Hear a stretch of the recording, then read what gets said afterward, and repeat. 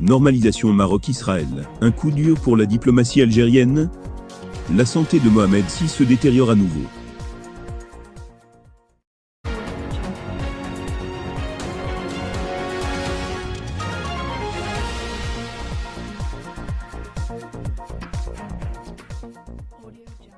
Normalisation Maroc-Israël, un coup dur pour la diplomatie algérienne?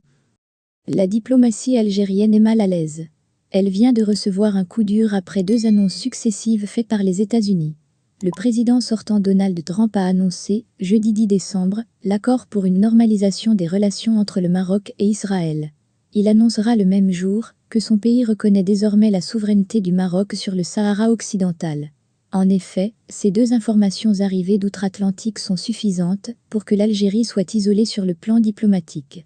Le silence du ministre des Affaires étrangères, Sabri Boukadoum, 48 heures après les 2 annonces, en dit long sur le malaise de la diplomatie algérienne. En réalité, ce ne sont pas ces 2 annonces qui mettent la diplomatie algérienne dans la gêne, mais plutôt le fait que cela arrive à une période de crise au sein même du pouvoir algérien. Surtout que les 2 annonces donnent un sérieux coup de discrédit à la monarchie marocaine, qui donne l'image d'un régime qui a marchandé la cause palestinienne pour obtenir le soutien de Donald Trump dans le conflit sahraoui. Défaut de légitimité populaire. De ce fait, c'est au niveau interne que cela ne passe pas pour les dirigeants algériens. C'est que ces annonces ont été faites aux États-Unis à un moment où le problème de légitimité dont souffre le pouvoir est sérieusement aggravé par la longue absence du chef de l'État, Abdelmadjid Tebboune. Ce dernier se trouve officiellement en convalescence en Allemagne, mais les interrogations commencent à se multiplier sur cette absence. En fait, l'absence du chef de l'État reste inexpliquée dans la mesure où elle intervient dans une période lors de laquelle les dirigeants algériens, civils et militaires, affirment clairement que l'Algérie est menacée. Ces dirigeants qui appellent les Algériens à se mettre derrière leur État pour faire face à la menace extérieure sont ceux-là même qui répriment les libertés et emprisonnent les militants et activistes pour leurs activités politiques. L'isolement diplomatique de l'Algérie n'est pas encore définitif, dans la mesure où le président élu, Joe Biden, pourrait remettre en cause la décision de Trump concernant la souveraineté du Maroc sur le Sahara occidental. Mais cet épisode renseigne bien sur la fragilité du système politique algérien quand la réelle politique reprend ses droits. Parce que quand il y a une menace extérieure, les dirigeants de tout pays comptent sur un seul soutien, celui de leur peuple. Aujourd'hui et dans l'état actuel de leurs relations politiques avec leur peuple, les dirigeants algériens peuvent-ils compter sur lui pour faire face à une éventuelle menace extérieure?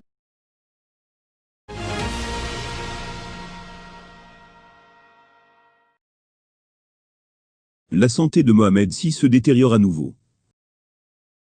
Alors que le Maroc vient de normaliser ses relations diplomatiques avec Israël, les ennuis de santé du roi Mohamed VI refont surface. En effet, selon le journal espagnol El Confidencial, dans son édition de jeudi 10 décembre, l'état de santé du roi marocain s'est détérioré. Le média affirme que l'annulation du sommet hispano-marocain, prévu le 17 décembre, serait due à l'état de santé de Mohamed VI. Il semble que le roi marocain n'arrive pas à se remettre de ses ennuis de santé, devenus récurrents. Le journal espagnol affirme que l'annulation du sommet hispano-marocain ne serait pas due à la pandémie de la Covid-19, comme annoncé par les gouvernements des 2 pays dans une déclaration commune. Le sommet aurait été repoussé à l'année prochaine à cause des ennuis de santé du souverain marocain. La pandémie de la Covid-19 ne serait, en réalité, qu'un prétexte pour cacher l'état de santé du roi. Un état de santé qui inquiéterait les autorités marocaines, selon la même source. 2 opérations chirurgicales en seulement 2 ans. Il faut rappeler que Mohamed VI a subi 2 interventions chirurgicales lourdes en seulement 2 ans. Le roi souffre d'un flûté auriculaire sur cœur sain, qui entraîne un trouble sur le rythme cardiaque. Mohamed VI a subi une première intervention en 2018 avec succès, selon ses médecins. Un succès relatif étant donné qu'en juin dernier, le roi du Maroc a subi une nouvelle intervention, dans la clinique locale du Palais Royal, à Rabat.